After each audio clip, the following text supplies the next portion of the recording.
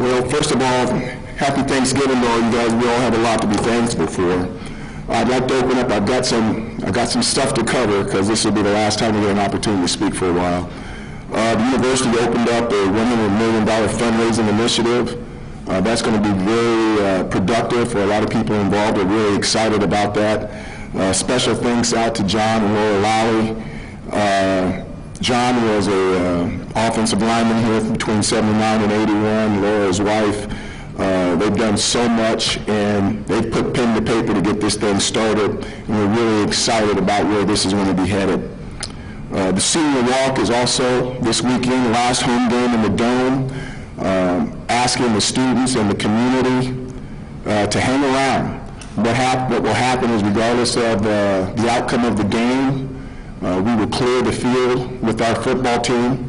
Please stay in the stands because the seniors and everyone else, juniors, anyone who is going to be their last game at Syracuse will come back out for that walk. And it's an opportunity to thank them one last time, share with them maybe some thoughts or moments in their careers that was exciting for you or motivated you in your life. And it's something that I've gone through, and it's a very emotional thing, and it takes a while for them to get all the way around. So the Dungeons and all the guys that we started this with, they all talk about this, and they all talk about how much it meant. So I appreciate the students in the community to hang around. It'll be a special time for the seniors, and especially those super seniors. We're going to make an announcement that Chris Elmore will not be playing in the game on Friday. He will be redshirting, and he'll be with the team next year. Okay? Our opponent this week, Pat Narduzzi, and the Pitt Panthers have had an amazing season. My hat goes off to Pat. I know him personally. He is a good football coach, and he has a very good football team over here to Syracuse. Kenny Pickett, his quarterback, to me, is going to be a #1 draft pick. He's the best quarterback in the ACC, and it's going to be a heck of an opportunity to line up against them and play against that football team in our last game this year. The rush defense is #1 in the ACC, and I believe it's #2 in the country. This is a doggone good football team that's going to have an opportunity to play in the title game in the ACC, and they definitely deserve it. We're looking forward to the contest. It'll be our last contest in the Dome, and hopefully not our last contest in 2012. Okay? Excuse me, 2021. Any questions? We'll start with marketing with Brent. Dino, over the last 2 weeks, I know you have a 24-hour rule, but your team's absorbed a couple of body movements, so to speak. How do you get them up? How do you make sure they're mentally where they need to be? We do what we do. We have to have we got to have that 24-hour rule. We have to get back ready to go. We can't let one team beat us twice. And we're looking forward to playing Pitt. This is an opportunity. This is the best team right now in the conference, other than Wake Forest. And we're looking forward to playing them. Where do you think your team is mentally after those 2 games? And I think they're ready to go. They're hungry. It was a much better contest than the week before, and what we need to do is put one out there that everybody can talk about. Coach, you're kind of straddling that line, trying to get that 6th win, and that means a lot, as you know. It's an extra game. Do you go all in on that philosophy and say this is what we're playing for, in addition to beating Pittsburgh, Kansas City? Yeah, when you're playing Pitt and you're playing Boston College, your natural rivals, it's going to be a physical game. You go out there thinking about something that you haven't achieved, you haven't gained yet, and you're going to get hurt. So we need to go out and get excited that we're playing a really good football team, a football team that a lot of people consider as one of the best teams in our conference, and we get an opportunity to go out there and compete with them for 4 quarters. Just a quick follow-up to that. When you look at Garrett, you got to say Garrett. There's 2 Garretts. Garrett Schrader, throwing. What did the film tell you about what he is struggling with right now? I think the biggest thing is we're missing guys wide ass open. I mean, there was a lot of yards out there, a lot of meat left on the bone. So I think it's just a matter of hooking up and getting those connections. Steven, and then Chris? Kind of a similar question. I think looking at, like you said, Pitt's run defense is very good. Kenny Pickett's been scoring some points. You're going to need to throw the ball better. Is it just accuracy? I mean, Garrett said one of the things is trusting what's going to happen. Like, do you want to see him throwing the ball earlier, or is it really just executing better? Yeah, it's not just the pass, you guys. There's defenders. Again, if you break it down, there's a guy missing a block, another guy missing a block. He's scooting up in the pocket because he's moving in the pocket and doing what he does, avoiding sacks. He doesn't get to see the receiver pop open. That's really, really open. Okay, and then there's other times when it's just him. You know, he takes off too soon on a play. So you can divide it up the way you want. There's no blame for one person. But, you know, we missed some opportunities. Go back and you guys got TV copies and watch the tape. There's some people who are open. So to Garrett's credit, he has stood in and delivered some bigger passes earlier this year when there have been missed blocks. The hidden Trevor at Clemson, and then, I mean, the play you won at Virginia Tech, the defensive tackle was untouched coming together. You win that game. Is there something you can draw from those moments that's different about now? There's a lot of good. It's good, more so than anything. It's just putting all those things together. I don't think there's any fear factor involved. We saw what happened at Florida State, and you saw what happened the Clemson game when he hung up in the very end and got that ball to Trevor Pena. So I don't think it's that. It's a matter of being disciplined, whereas your eyes go, making sure guys get picked up the right way, because his gift is he does avoid sacks. So if you turn somebody loose, and that guy's not going to get him. The first guy's not going to get him. But while he's avoiding that guy, his eyes aren't down the field. Are you noticing him not keeping his eyes downfield? No. Again, he's the same. He's the same. I mean, he kept his eyes downfield for Virginia Tech when the defensive tackle was untouched, standing right there. I mean, it doesn't get any harder than that. So that's not the issue. It's just he's trying to be nice, protecting, making up for somebody else, and then he takes his eyes off the field. He's got to keep his eyes down the field longer. Kristen, Mario? You talked with us a lot about your La Familia or an Ohana kind of approach to your team. I think you said on your radio show last week that some players today aren't motivated by the same things you were, the brotherhood, camaraderie factor. Do you think that you have to change your message to them then in order to improve retention because they're not necessarily motivated by the same things that you were? I don't think I need to change my message. I think I need to cultivate more people to feel the way that I do. I'm not sure I want to have a mercenary type program. This is not the NFL.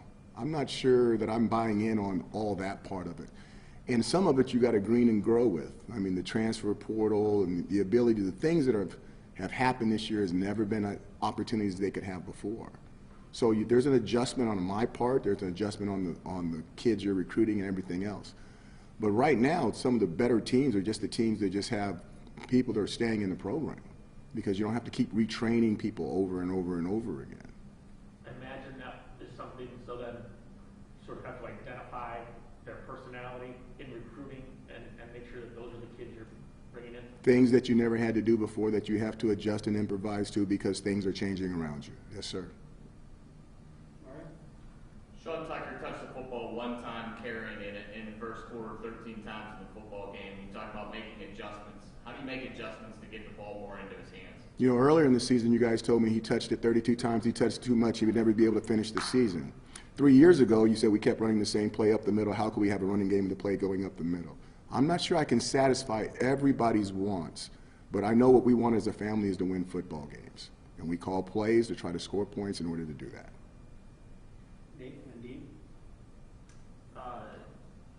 We obviously know the seniors who will not be back next year. The juniors, there's some choices that a lot of these guys can make. Do you know for certain which juniors will be playing their last game on Saturday? I asked the juniors to come forth. I asked the juniors in the meeting on Sunday. I said, if you guys really aren't going to be around, I really want you to experience the senior walk, and I really do. That's the family part of it. I said it's something that you shouldn't pass up if it's something that you really want to do. The other thing you need to realize is there's also sophomores because of COVID year. There's sophomores that could have their Syracuse degree as well. And this is happening all over the country. There's people who have been in your program at Syracuse. If you're in your program 3.5 years, there's a very good chance based off our academic support system, you already have your degree. So you could be a sophomore or a redshirt sophomore and have your degree already. So there's more to it than just the juniors. It's deeper than that. And that will continue to happen in every program in the country until the very last COVID freshman has graduated. That'll be the case. So this will be going on for what, the next 3.5 years. How many guys came forward? Huh? How many juniors came forward? Oh, I'm not going to say that. They're gonna be walking on Saturday, right? Yeah, you'll be able to see them if they're walking. How's Josh Black doing? Do you expect him to play on Saturday? It's going to be close with Josh. We're going to have to see at the end of the week. There was a photo that made its rounds on social media of you playing football for the University of Hawaii, and Josh Black commented and said that you would have had a field day against you. What are your thoughts on that? Josh Black is very tall, and he'd been cut a whole bunch of times, and he had ice on his knee. We'll go back to Mark and then Mario again.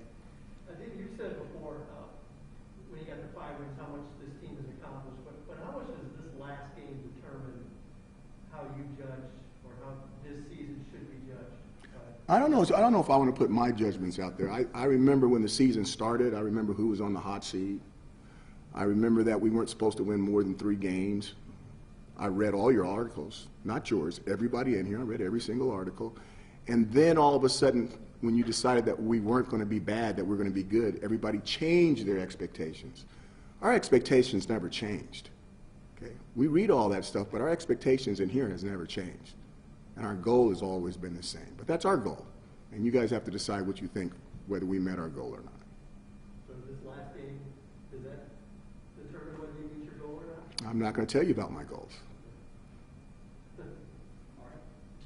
You touched on Kenny Pickett and how good he's been. What makes him such a dynamic quarterback this year?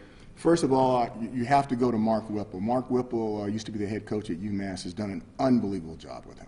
Okay, I want to make sure I got that right with the school he was at. They did an unbelievable job with him. He has been geared to be an NFL guy from the minute Mark walked there. Mark has the experience. He's been in the NFL. He's been in collegiate ball, and he's groomed that guy like it was his stepson. And you can see the development. He's an excellent, accurate thrower. He has the ability to make people miss, even though he's not elusive. He's not Louisville. He's not Florida State. But he's more than elusive enough to make the first guy miss, kind of like the NC State kid. And he's bigger and stronger than what people think he is. And he can throw with people being around him. So now you got a guy that'll stand in the pocket and let it rip. He can slide left and right, still keep his eyes downfield, and then bang at the very last minute, hit a guy. And he has unbelievable accuracy. He is a really, really good NFL prospect. Brett and then Steven. Earlier this season, you demonstrated a willingness to play 2 quarterbacks. How would you characterize the game readiness of Jacoby and Justin at this point, if necessary, either way? As backups, not in the situation that Garrett and the other guy was. Not the same amount of reps at all. And again, when you're playing one quarterback, that's the kind of reps that the backup quarterback is going to get. You've led me in well once again, Brent. Because if you lose to Pittsburgh, that would probably be our last chance to talk to you for a while. I wanted to ask about your quarterback room next year. How many guys are looking to bring in, and how committed are you to Garrett being a starter in 2022? Garrett is the starter in 2022. Right now he is, because he's finishing up as the starter in 2021. Okay, but like everything that we do at every position, we're always trying to get better. Okay, we're always looking for better people, and we're always going to play the best guy no matter what. And the players' jobs are to make sure that it's not close. Because if it's not close, it may not go the way you want it to go. So make sure that you're playing that position at such a high level that nobody is going to question when you go out there first. If it gets close and a coach has to vote on it, or if I have to vote on it, it may not go your way. Don't make it close. Would you say quarterback is a priority, looking at transfers and bringing in maybe more experience? Every position is looked at. Every position we try to get better at. Tommy and Chris. Hey, Dino, looking at the defensive scheme, is there an impact when you have a guy on Pitt like is it Jordan Addison that's really taking so many of the targets? Is that a part of the game plan going in? Is to, I'm going to reword that. How much do guys like that impact the defensive scheme heading into the game? The very last part, your voice went down, I couldn't hear. I got everything except the very last thing. When a team has a clear number one wideout where they're receiving double the targets as any other wideout, how much of that is going into the game plan and how much are they on your radar?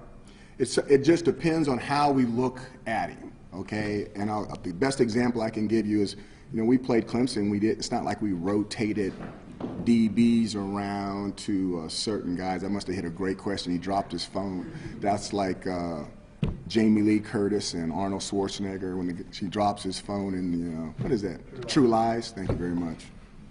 Boy, looking to see what I got on here.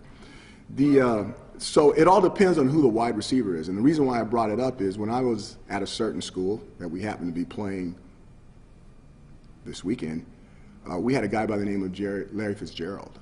And if you played him with one guy, he would get every single ball.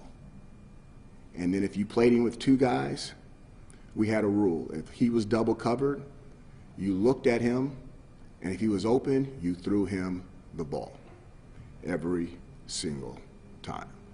And when people tripled him, then the rule changed. We said, hey, if he's being triple coverage, you take a good long look at him twice, and if you're sure he's not open, then you throw somebody else the ball. So it all depends on how good we really think that guy is. And I think he's good, but we got to decide whether he's Larry Fitzgerald good.